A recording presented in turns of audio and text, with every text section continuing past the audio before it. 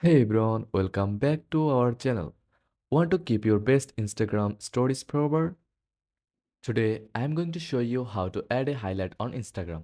Let's get started. First of all, open the Instagram app and tap on your profile icon at the bottom right. Now, tap the plus icon in the upper right corner. Now, click Story Highlight. Pick the stories you want to include in your highlight. You can add as many as you like.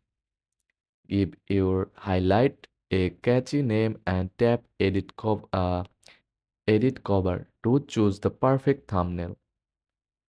Hit done and that's it. Your highlight is now saved on your profile for everyone to see.